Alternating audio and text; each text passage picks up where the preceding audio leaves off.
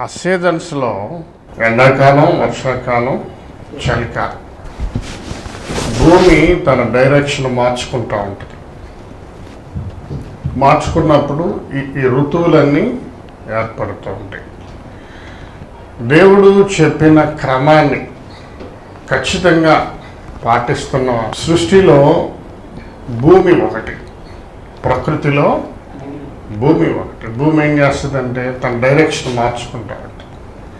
శూన్యంలో తిరుగుతుంది, కానీ శూన్యంలో నుంచి తన డైరెక్షన్ మార్చుకుంటున్నప్పుడు ఈ ఋతువులన్నీ ఏర్పడుతుంది. ఈ కాలంలో మరి మనం కాసేపు ఎండ తట్టుకోలేం అనుకుంటున్నాం, కానీ ఈ ఎండ వేయాల్సింది. వేసిన తర్వాత ప్రభు అంటాడు తొలకరి వర్షం అంటాడు.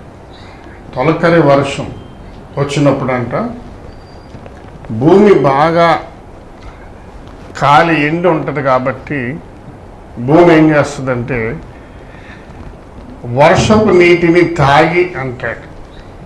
మనకు అర్థం కాని విషయాలు బైబిల్లో చాలా ఉంటాయి, ఆశ్చర్య వేస్తూ ఉంటాయి. యెషయా గ్రంథంలో అంటాడు ఆకాశమా ఆలకించు, భూమి చెవియొగ్గు అంటాడు. ఆ మాట చదివి మనం ఊరుకుంటున్నాం, కానీ ఆకాశము ఒక మనిషిలాగా ఆలకిస్తుందంట దేవుని మాటలు. భూమి ఏం చేస్తుందంట చెవి ఒకటం, అమ్మా చెవి పెట్టిటు నువ్వు వింటలా అంటాం ఎవరినైనా వినకపోతే. అట్లా ప్రభు భూమిని చెవియొగ్గి అంటున్నాడు. అంటే భూమి కూడా దేవుని మాటని వింటుంది, ఆలకిస్తుంది. కాబట్టి భూమికి కనపడదది మనకి. భూమికి కూడా చెవులు ఉన్నాయేమో, నోరు ఉందేమో, అన్నీ ఉన్నాయేమో. కాబట్టి దేవుని మాట స్పష్టంగా వింటుంది. మనుషులైతే వినరు, కానీ దేవుని మాట. ఆ క్రమంలోనే ఈ ఋతువులన్నీ ఏర్పడుతున్నాయి. ఈ కాలం రావాల్సిందే. మనం కాసేపు ఎండకు తట్టుకోలేకపోతున్నాం బాబు నాయన అంటాం, కానీ ఈ ఎండ కాసినప్పుడే మళ్ళా మనకి మంచి శ్రేష్టమైన పంటలన్నీ పండుతాయి. ఇది దేవుడు ఏర్పాటు చేసిన క్రమం. అందువల్ల మరి మనం చాలామంది బయటికి రాలేకపోతున్నారు. కారణం ఏంటంటే ఈ ఎండల్లో మేము బయటికి రాలేం బాబు అని మిగతా టీవీలు కానీ ఇవి కూడా బయటికి రావద్దు మీరని చెబుతున్నారు. ఏదేమైనప్పటికీ కూడా ప్రకృతి దాన్ని పనిచేస్తుంది. దేవుని మనం విడిచిపెట్టకూడదు. చిన్న ప్రార్థన చేసుకుని దేవుని మాటలోకి వెళ్దాం. మహాపరిశుద్ధుడైన తండ్రి, ప్రేమ కలిగిన ప్రభువా, ఈ పరిశుద్ధమైన పాదములకు వందనాలు, స్తుతులు, స్తోత్రములయ్యా. మమ్మల్ని ఎంతగానో ప్రేమించి ఈ సంవత్సరము 5వ మాసంలోకి మమ్మల్ని అడుగుపెట్టించినందుకు వందనాలు తండ్రి. ఈ చివరి వారాల్లో ఈ రీతిగా మేము అందరం కలిసి మీ పాద సన్నిధికి వచ్చి మిమ్మల్ని స్తుతించి మహింపరిచి మీ మాటలు విని మమ్మల్ని మేము బలపరచుకోవడానికి మీరు ఇచ్చిన కృపను బట్టి వందనాలయ్యా. ఇప్పటి వరకు స్తుతిస్తున్నప్పుడు స్తుతుల మీద ఆశీర్వదై మీరు మా మధ్య ఉన్నందుకు వందనాలు తండ్రి. కొద్ది మాటలు మాట్లాడాలని దేవదాసుడు ఆశపడుచుండగా మాటలను మరుగుపరిచి, మా నోటిని మరుగుపరిచి మీ మాటలు మీ శ్రేష్టమైన ఆశీర్వాదకరమైన నోటి ద్వారా మాట్లాడమని యేసుక్రీస్తు నామంలో ప్రార్థిస్తున్నాము తండ్రి, ఆమేన్. మన బైబిల్ గ్రంథం నుంచి కొన్ని మాటలు ఈరోజు దేవుని నామంలో ఆలోచిద్దాం. మనకి తెలిసిన వ్యక్తి అబ్రహాం గురించి, షడ్రకు, మేషకు, అబేద్నెగోల గురించి కొన్ని మాటలు మనం మాట్లాడుకుందాం. మన దేవుడికి చాలా పేర్లు ఉన్నాయి. ఆ పేర్లలో ప్రాముఖ్యమైన ఒక పేరు సమర్థుడు. ఈరోజు సమర్థుడైన దేవుడు అని ఆయనకి ఆ పేరు ఎందుకు వచ్చిందో ధ్యానం చేద్దాం. మన దేవుడికి ఉన్న పేరుల్లో ఒక పేరు సమర్థుడు. సమర్థుడు అంటే ఏ పనైనా చేయగలిగిన వాడు, లేని వాటిని ఉన్నట్టుగా చేయగలిగిన వాడు. శూన్యంలో సృష్టిని చేయగలిగిన వాడు. శూన్యం ఇదంతా కలుగునుగాక అన్నాడంట. ఆకాశము కలిగింది, భూమి కలిగింది, కలుగునుగాక అన్నాడంట. భూమి మీద అన్నీ వచ్చేసింది. భూమి తన జాతిని బట్టి ఒక్కొక్క వృక్షమును మొలిపించునుగాక అన్నాడంట. అన్నీ వచ్చేసినాయి. ఎవరు చేయగలరు ఇవన్నీ? సమర్థుడైన దేవుడు మాత్రమే చేయగలుగుతాడు. సమర్థుడు అంటే ఏ పనైనా చేయగలిగిన వాడు. ఈ మాట మన దేవునికి ఈ పేరు ఉన్నదని, ఈ మాటను మనం జ్ఞాపకం చేసుకుని మన దేవునికి మనం ప్రార్థన చేసేటప్పుడు ఈ మాట జ్ఞాపకం చేయాలి. ఇదివరకు వారు చేసే ప్రార్థనలో దేవుని ఘనతను చాలాసేపు కొనియాడేవాడు. ప్రార్థన చేసేటప్పుడు మనం ఇప్పుడంతా మరీ షార్ట్ కట్ ప్రార్థనలు చేసేస్తున్నాం, సమయాలు లేకపోతే ఇంకొకటి. కానీ ఆనాటి ప్రార్థనలు వారు ఎవరైనా కూడా ప్రవక్తలు చేసిన ప్రార్థనలు కనుక మనం లెక్కబెట్టినట్లయితే వాళ్ళు ఎలా ప్రార్థన చేసేవాళ్ళంటే, ఐగుప్తు నుంచి మమ్మలను విడిపించిన దేవ, భూమి ఆకాశములను కలగజేసిన దేవ అని ఒక ఘనత కాదు, ఆయన ఈ సృష్టిలో ఏమేమి చేశాడో వాటన్నిటినీ జ్ఞాపకం చేసి ఆయన్ని అట్లా కొనియాడుతూ ప్రార్థన మొదలుపెట్టేవాడు. మనం ప్రార్థన చేసేటప్పుడు కూడా తీరుకున్నప్పుడు ఊరినే పరిశుద్ధుడైన తండ్రి అని సరిపెట్టడం కాదు ఆయన ఘనతలన్నీ మనం కీర్తించాలి. మన జీవితంలోనే మనం లెక్క పెట్టుకుంటే ఆయన చేసిన కార్యాలు అసలు మనం లెక్కకి మించిపోయి లెక్కకు మించి ఉంటాయి. మనం అన్నీ లెక్క పెట్టినట్లయితే ఒక్కొక్క ఇన్సిడెంట్ ఒక్కొక్క రోజు మనం గమనిస్తున్నప్పుడు అసలు మనం వర్ణించలేము. అవన్నీ దేవుడు మనకు చేస్తేనే మనం సజీవముగా జీవించి ఉంటున్నాం. ఆశ్చర్యం వేస్తుంది, ఇన్ని చేస్తున్నామా నాకు ఒక్కొక్క రోజులో అని. అవన్నీ ఏం చేయాలి? మనం ఆ దేవుణ్ణి మహింపరచడానికి ఈ మాటలు ఆయనకి జ్ఞాపకం చేయాలి. మనం ఈ మాటలన్నీ దేవునికి మనం ఏం చేయాలి? జ్ఞాపకం చేయాలి ప్రార్థనలో. ప్రభువా నువ్వు ఎంతటి వాడవి. అబ్రహాము దేవుని మాట నమ్మి ఏం చేశాడంటే 75 ఏళ్ల వయసులో తానున్న గ్రామాన్ని నుంచి తన భార్యని అంటు పెట్టుకుని ఎక్కడికి వెళ్ళాలో తెలియదు, ఏ ప్రదేశానికి వెళ్ళాలో తెలియకుండా ఆయన బయలుదేరి ప్రయాణిస్తున్నాడు. ఎంతకాలం ప్రయాణించాడంటే 25 సంవత్సరాలు ప్రయాణం చేశాడు. 75 ఏళ్ల వయసులో తనకి పిల్లలు లేని టైంలో ప్రభు అన్నాడు, అయ్యా నీకు నేను విస్తారమైన సంతానాన్ని ఇస్తున్నాను. ఎలా ఉంటారంటే ఆకాశ నక్షత్రముల వల్లే ఉంటారు, ఇసుకరేణుల వల్లే ఉంటారు అన్నాడు. 25 ఏళ్ళు అయింది వాగ్దానం చేసి బయలుదేరి వెళ్తున్నాడు. ఎక్కడికి వెళ్ళాలో తెలియదు. వెళ్తున్నాడు. 100 ఏళ్ల వయసు వచ్చింది. ఆయన వాగ్దానం చేసిన కుమారుడు ఆయనకి కలగనే లేదు. ఆ టైంలో హెబ్రోన్లో చేరాడు. హెబ్రోన్లో అక్కడ ఒక వృక్షం కింద కూర్చుని ఉన్నప్పుడు దేవదూతలు 3 వచ్చారు. వారి ఇంటికి తీసుకెళ్ళాడు, ఆతిథ్యం ఇచ్చాడు. ఆతిథ్యం స్వీకరించిన తర్వాత వారన్న మాట ఏంటంటే, అది కారణము 18వ వచనంలో, మీదటికి ఈ కాలమున నీ యొద్దకు నిశ్చయముగా మరలా వచ్చేదను, అప్పుడు నీ భార్య అయిన శారాకు ఒక కుమారుడు కలుగును అని చెప్పాడు. ఏం చెప్పాడంట? మరలా ఈ సంవత్సరానికి ఇక్కడికి వస్తా మేము. ఆ టైంకి నీ భార్య ఏం చేస్తుందంటే ఒక కుమారుణ్ణి కంటది. ఎంత వయసు అంటే అప్పుడు అబ్రహాముకి 100 ఏళ్ల వయసు అంట. శారమ్మకి 95 ఏళ్ల వయసు. 95 ఏళ్ల వయసు వచ్చినప్పుడు శారమ్మ ఏం చేస్తుంది?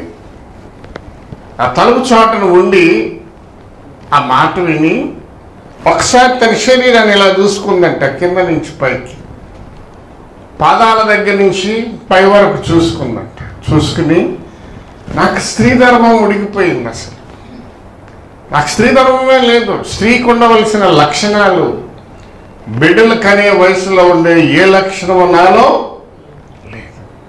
నా శరీరము మృతతుల్యమైపోయింది, వేలాడుతున్నాయి. స్కిన్ ఏమవుతుంది? వేలాడుతుంది. ముఖం చూస్తే వేలాడుతుంది. ఈ వయసులో నేను శక్తిని పొందుకుని గర్భము ధరించి 9 నెలలు గర్భం మోసి బిడ్డను కని వాడికి పాలిచ్చి పెంచగలనా అనుకున్నట్టు. ఎవరు? శారం. అబ్రహాం ఏమనుకున్నాడంటే, రాసిన పత్రిక 4వ అధ్యాయము 19 నుంచి 21 వచనాలు చూద్దాం. అతడు విశ్వాసమునందు బలహీనుడు కాక రమారమి 100 ఏళ్ల వయసు గలవాడై ఉండి అప్పటికి తన శరీరము మృతతుల్యమైనట్లు శారా గర్భమును మృతతుల్యమైనట్లును ఆలోచించను గాని అవిశ్వాసము వలన దేవుని వాగ్దానమును గూర్చి సందేహింపక దేవుని మహిమపరిచి ఈయన వాగ్దానము చేసిన దానిని నెరవేర్చుటకు సమర్థుడని రూఢిగా విశ్వసించి. చాపట్లు కొడతాం. హల్లెలూయా. ఈయన వాగ్దానం చేసిన దాన్ని నెరవేర్చడానికి సమర్థుడు అనుకున్నాడు. దేవునికి మహిమ కలుగును గాక. ఆ మాట ఎందుకు ఈరోజు మనం ధ్యానం చేస్తున్నామంటే, ప్రియమైన సహోదరి సహోదరుడా, ఈ విశ్వాసం నీకు కూడా ఉండాలి. ఏ విశ్వాసము? నా జీవితంలో ఒక కార్యం చేయటానికి ఆయన సమర్థుడైన దేవుడు. ఆమేన్. ఈ మాట నువ్వు ఎప్పుడు ఏ పాయింట్లోనూ విడిచిపెట్టకూడదు. నేను ఎప్పుడు చెబుతాను, లైఫ్ అనేది, జీవితం అనేది ఒక పోరాటం, ఒక యుద్ధం. ఇది ఒక పనిలోకి మనం వెళ్ళినాక ఆ పని మనకు ఉంటుందనే నమ్మకం లేదు. ఈ కార్యం అవుతుంది అనే గ్యారంటీ దేనికి ఉండదు. ఏది నీ జీవితంలో ఉన్నా లేకపోయినా, జరుగుతున్నా జరగకపోయినా, నువ్వు నమ్మిన దేవుడు, నువ్వు విశ్వసించిన దేవుడు, ఆయన నీకు ఉన్నతమైన కార్యాలు చేయటానికి సమర్థుడు అనే మాటను విడిచిపెట్టకూడదు. ఆమేన్. హల్లెలూయా. ఒకరోజు ఒక విమానం వెళ్తుందంట. ఆ విమానంలో చాలామంది పాసింజర్స్ ఉంటారు. విమానం వెళ్తూ ఉంది ఆకాశంలో, దాదాపు కొన్ని వేల కిలోమీటర్ల హైట్లో వెళ్తూ ఉంటుంది. మనకు ఇక్కడి నుంచి అమెరికా వెళ్ళాలంటే దాదాపు 22 గంటలు పడుతుంది. 18 గంటల నుంచి ఇంకా ఫాస్ట్గా వెళ్తే అంటే కొన్ని ఎమిరేట్స్ లాంటి, లుఫ్తాన్సా లాంటి అయితే 18 అవర్స్ పడతాయి. మిగతా విమానాలు 22 గంటలు. 22 గంటల గాలిలో వెళ్తానే ఉంటుంది. కూర్చోవాలి, మనం కుర్చీలో కూర్చున్నట్టుగా కూర్చోవాలి. సముద్రం మీద వెళ్తూ ఉంటుంది. విషయం ఏంటంటే, కిందకు చూస్తే ఏం కనపడుద్ది? సముద్రం కనపడుద్ది. ఆ విమానం వెళ్తూ ఉంటే సాంకేతిక లోపం వచ్చిందంట విమానానికి. ప్రాబ్లం వచ్చినప్పుడు ఏం చేస్తారంటే, ఎయిర్ హోస్టెస్ అనౌన్స్మెంట్ చేస్తారు, మీరు సీట్ బెల్ట్ పెట్టుకోండి, విమానంలోకి వచ్చి ప్రాబ్లం వచ్చిందంట. సహజంగానే మనం రోడ్డు మీద వెళ్తున్నప్పుడు గతుకులు వస్తే ఎలా బస్సు, కారు ఎలా ఊగుద్దో, విమానంలో వెళ్తున్నప్పుడు కొన్ని మేఘాలు ఉంటాయంట. మేఘాలు అవి ఎక్కువ వాటర్తో నింపబడి ఉంటాయంట. ఆ మేఘాలు ఎదురొచ్చినప్పుడు ఇలా ఊగుద్ది విమానం. అంటే రోడ్డు మీద బస్సు కనుక గుంటలో పడితే ఎలా ఊగుద్దో అలా ఊగుద్ది. వాళ్ళు అనౌన్స్ చేస్తారు, ఈ మేఘం వచ్చింది, మీరు డోంట్ వరీ అని చెప్తూ ఉంటారు. ఒక్కొక్కసారి చిన్న ప్రాబ్లం వస్తుంది. ఒక్కొక్క విమానానికి, అంత లాంగ్ జర్నీ వెళ్ళే విమానాలకి 2 ఇంజిన్లు ఉంటాయి. ఒక ఇంజిన్ పాడైనా ఇంకో ఇంజిన్ స్టార్ట్ చేసుకుని వెళ్ళిపోతూ ఉంటారు. పైలట్స్ కూడా 2, 4 ఉంటారు. ఇద్దరే కాకుండా ఇంకా 2 ఉంటారు. ఏదన్నా ఒకరికి బాగా పోయినా ఇంకొకరు వచ్చారు. ఆ విమానం సాంకేతిక లోపం వచ్చి సముద్రం మీద వెళ్తుందంట.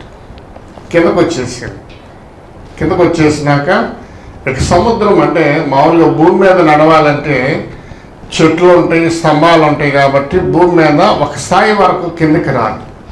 సముద్రం మీద అడ్డుగా దాదాపు వాటర్ మీదకి వెళ్ళిపోయిందంట. ఆ కిందకి వెళ్ళినాక అప్పుడు ఇక విమానంలో ఉన్న వాళ్ళందరూ కేకలు పెట్టేస్తున్నారు, చచ్చిపోతామని. అంతేనా? ఏమనిపిస్తుంది? ఆ ఎయిర్ హోస్టెస్ బెల్ట్ పెట్టుకోమని కానీ బండి స్టార్ట్ అవుతుంది. ఎందుకు బెల్ట్ పెట్టుకోమంటున్నారు? ఏమన్నా డేంజరా?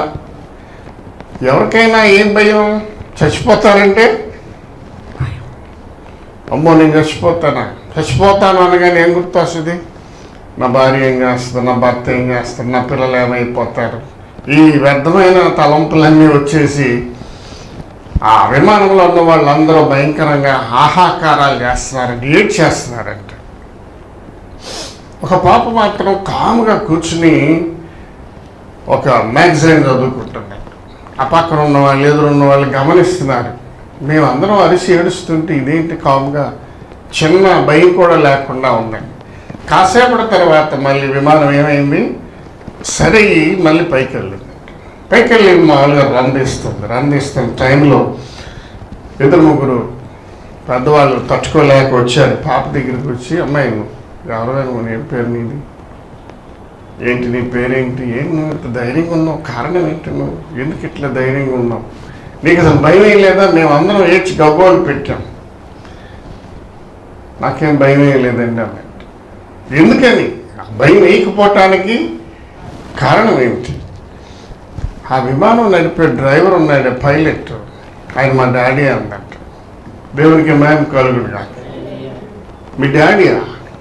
అయితే మీ డాడీ అయితే నీకు విమానం పడిపోతుంది కదా. లేదు సార్, మా డాడీ సమర్థుడు అందంట. అదే మా డాడీ పైలట్, ఎప్పటి నుంచో సీనియర్ పైలట్. మా డాడీ డ్యూటీ దిగినప్పుడల్లా మాకు చెబుతూ ఉంటాడు వచ్చి, ఇవాళ ఇలాంటి ప్రాబ్లం వచ్చింది, నేను దాన్ని మళ్ళీ రెక్టిఫై చేశాను, విమానం హ్యాపీగా వెళ్ళింది. రొటీన్గా ఒక పైలట్ ఒక జర్నీ చేసేటప్పుడు ఒక ప్రాబ్లం వస్తే దాన్ని సరి చేసుకుని తీసుకెళ్తూ ఉంటాడు. మా డాడీ సమర్థుడు కాబట్టి నాకు ఆ భయం వేయలేదు. నాకు ఆ భయం ఎందుకు వేయలేదంటే మా డాడీ సమర్థుడు. ఈ సాంకేతిక లోపాన్ని సరిచేయటానికి ఆయన దగ్గర మెకానిజం ఉంది. మన దేవుడు ఒక పాప వారి తండ్రి గురించి నా డాడీ సమర్థుడు అని భావించిందంటే, నిన్ను నన్ను సృజించిన దేవుడు. నేను ఎప్పుడు మీకు ఆ మాట జ్ఞాపకం చేస్తా. భూమి మీదకి తల్లి గర్భంలోకి మనం వచ్చామంటే ఏదో తల్లి తండ్రి ప్రేమించుకోవటం వల్ల మనం జన్మించట్లా, గుర్తుపెట్టుకోండి. జీవము కలిగిన దేవుడు ఈ భూమి మీద నీకు ఒక పని అప్పగించాడు. ఆమేన్. ఆ పని నువ్వు నెరవేర్చకుండా, ఆ పని నువ్వు ముగించకుండా, నువ్వు అబాస్పాలయ్యి అవమానపాలయ్యి లోకంలో అందరూ నేను నిందిస్తాను, హేళన చేస్తుంటా చూస్తూ ఊరుకోవటానికి ఆయన చేతకాని దేవుడు కాదు, సమర్థుడైన దేవుడు. అబ్రహాం ఏమనుకున్నాడంట, తన శరీరము మృతతుల్యమైందని, తన భార్య గర్భము మృతతుల్యమైందని అవిశ్వాసము వలన సందేహింపక. చాలా మంచి మాటలే. అసలు 100 ఏళ్ల వయసులో ఎదురు చూస్తున్నాడు, రానే వచ్చాడు దేవుడు. మరలా ఈ సంవత్సరానికి నీ భార్య కుమారుని కంటది అంటే అవిశ్వాసము తనకి కలగలేదంట. విశ్వాసము వలన మృతతుల్యమైన మా శరీరం మరలా శక్తి పొందుకుని దేవుడు వాగ్దానం చేసిన మాట నెరవేర్చడానికి నా శరీరం సహకరిస్తుంది అని ఆ సమర్థుడైన దేవుణ్ణి విశ్వసించాడు. ఈ బైబిల్ గ్రంథంలో అలాంటి సమర్థుల గురించే రాయబడి ఉన్నది. మన జీవితంలో గుర్తుపెట్టుకోవాలి. బైబిల్ చదువుతున్నప్పుడు అరణ్యంలో నేను త్రోవ కలిగిస్తాను. ఎప్పుడన్నా అరణ్యానికి వెళ్ళారా మీరు? అడవిలోకి వెళ్ళారా మీరు? ఎవరన్నా తెలుసా మీకు? ఎప్పుడన్నా తెలియదు అసలు. మేము ఒకసారి కర్నూలు మీటింగ్స్కి వెళ్ళొస్తూ అక్కడ ఆత్మకూరు అనే చోట కొండల మీద ఉంటాయి రోడ్లు, ఇలా పైకి వెళ్ళిపోయి డౌన్లోకి వచ్చినాక మొత్తం ఫారెస్టే. అది దిగి ఫోటోలు అవి దిగాం. కొండల మీద దిగి కింద చూస్తే కింద బాగా కింద ఒక నల్ల ఎలుగుబంటి కూడా నడిచి వెళ్తా ఉంది, కనబడుతుంది. కొంచెం ముందుకు వెళ్ళినాక అడవి కదా, రోడ్డు వెంట ఇటు ఒక 10 కోతులు కార్లు వెనకాల పడతాయి. ఎందుకంటే అక్కడ జర్నీ చేసే వాళ్ళకి అలవాటు అంటే కార్లు వెళ్ళేవాళ్ళు అరటిపళ్ళు ఎత్తుకెళ్ళి కారు ఆపి వాటికి వేస్తూ ఉంటారంట. మా కారు వెనకాల కూడా పడి అక్కడ కొన్ని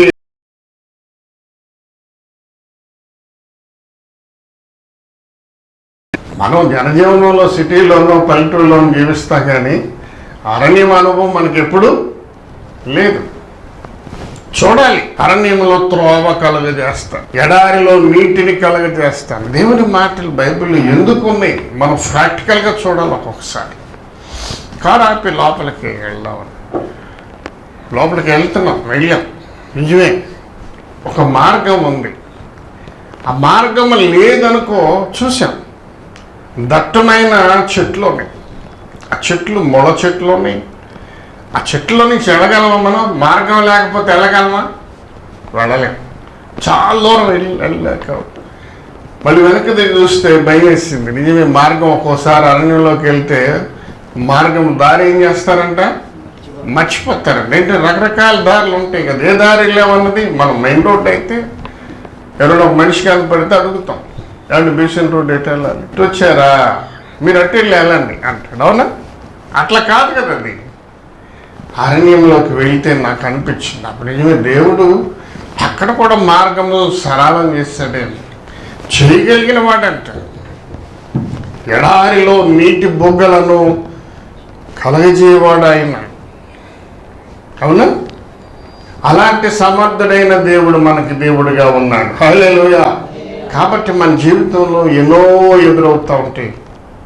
ఎదురైన వాటి గురించి భయపడక ఈ మాట జ్ఞాపకం చేసుకోండి.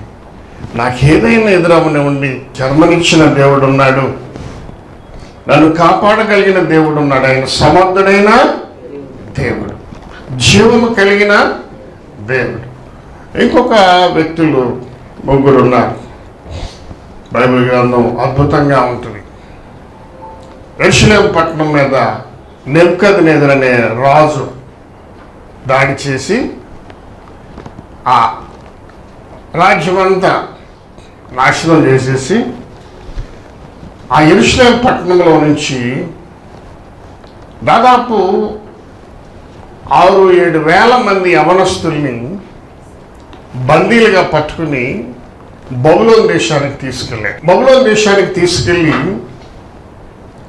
వాళ్ళలో 70 మందిని యోగ్యులైన వారిని సెలెక్ట్ చేసి వారికి కొన్ని బాధ్యతలు అప్పగించారు.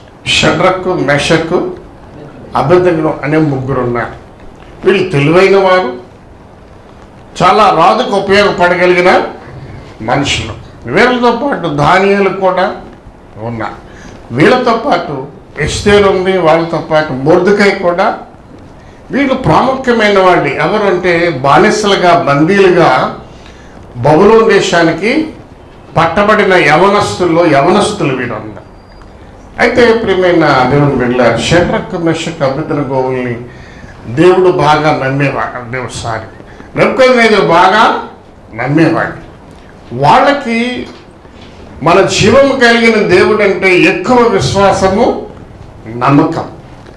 వారికి కూడా ఏం నమ్మకం అంటే, మా దేవుడు సమర్థుడైన దేవుడు, ఇక్కడి నుంచి మమ్మల్ని ఏదో ఒక రోజు విడిపిస్తాడు, మా దేవుని ఆజ్ఞలు మేము పాటించాలి అనే నమ్మకం కలిగిన మనుషులు. నెబుకద్నెజరు అంతా ఒక పెద్ద విగ్రహం చేయించాడు. పెద్ద విగ్రహం.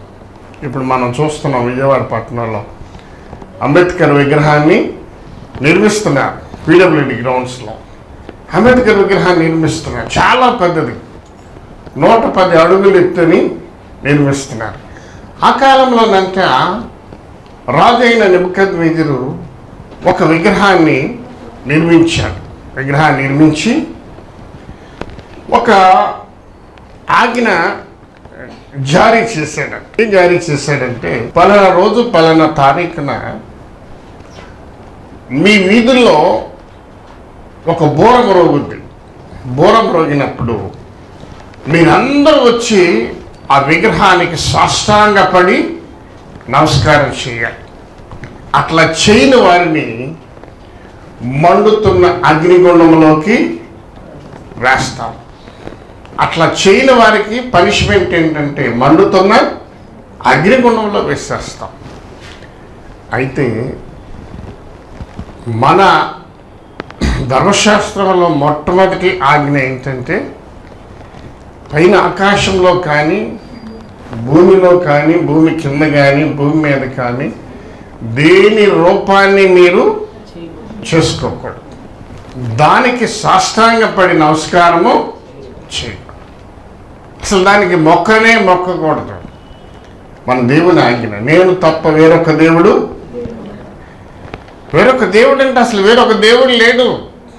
మనుషులు ఏం చేస్తున్నారంటే దేని రూపాన్ని పడితే దాన్ని ఒక రూపం మనిషే చేసుకుని నేను నా దేవుడు అని ఆరాధించడం మొదలుపెట్టాను. నెబుకద్నెజరు చేస్తున్న పని ఏంటి? అదే చేశాడు. ఒక విగ్రహాన్ని చేసి దానికి మొక్కబడినాడు. ఆ కాలంలో దేవుని భక్తులకి ఎలాంటి విశ్వాసం ఈ దేవుడి మీద ఉండేదంటే, మా దేవుడు సమర్థుడైన దేవుడు. ఈయన సమర్థుడు అంటే నాకు అనుకున్నాం, ఏ ప్రాబ్లంలో నుంచైనా రక్షించడానికి సమర్థుడు. ఏ కార్యమైనా జరగదు అనుకున్న దాన్ని జరిపించడానికి సమర్థుడు. సమర్థుడు అంటే అర్థం అదే, అసలు కానిది చేసేవాడు, జరగంది జరిగించేవాడు సమర్థుడు. మన పిల్లలు కూడా ఇంట్లో హ్యాపీగా నిద్రపోతారు. ఎందుకు నిద్రపోతారు? మా మమ్మీ ఉంది, మా డాడీ ఉన్నాడు. అది వాళ్ళకు ఒక నమ్మకం. సమర్థులు వీళ్ళు. వాళ్ళు ఏ రకరకాల కథలు వినొస్తూ ఉంటారు. రోడ్ల మీద పిల్లలు కథలు ఏం చెబుతూ ఉంటారు. దెయ్యాల గురించి ఒక్కొక్కసారి టాపిక్ ఇంకేదో రకరకాల వాళ్ళని భయపెట్టే విధంగా వస్తూ ఉంటాయి. వచ్చినప్పుడు కొన్నిసార్లు మేము హాస్టల్లో, నేను గుంటూరు ఏసీ కాలేజీలో చదివాను. అక్కడ హాస్టల్ ఉంటుంది. హాస్టల్లో మేము ఇంటర్మీడియట్ చదివే రోజుల్లో వెళ్ళిన కొత్తలో, అది ఇంటర్మీడియట్ అంటే ఎప్పుడు వెళ్తాం?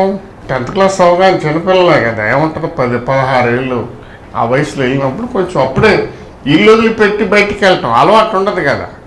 ఇంట్లో మమ్మీ డాడీ ఉంటారు, అక్క తమ్ముడు ఎవరో ఉంటారు, వాళ్ళ మధ్యలో పడుకుంటాం, అసలు భయమే ఉండదు. సపరేట్గా వెళ్ళే వరకు హాస్టల్ అది వేరుగా ఉండాలి. సీనియర్స్ ఊరిని భయపెట్టడానికి చెప్పేవాళ్ళు, మన హాస్టల్లో 2 లవర్స్ ఊరు పెట్టుకుని చచ్చిపోయారు, వాళ్ళు డెవిల్స్ అయ్యారు. మీరు కనుక 11 తర్వాత కనుక బయటకు వచ్చిన వాష్రూమ్కి వెళ్ళినా కళ్ళు మూసుకుని వెళ్ళిపోండి, వాళ్ళు కళ్ళు మూసుకుని వచ్చి పడుకోండి, బయటకు చూడబాక. బయటకు చూస్తే గార్డెన్లో వాళ్ళు డెవిల్స్ తిరుగుతూ ఉంటారు. మీరు చూసారనుకో వెంటనే మీ మీదకి వచ్చేస్తారని చెప్పేవాళ్ళు.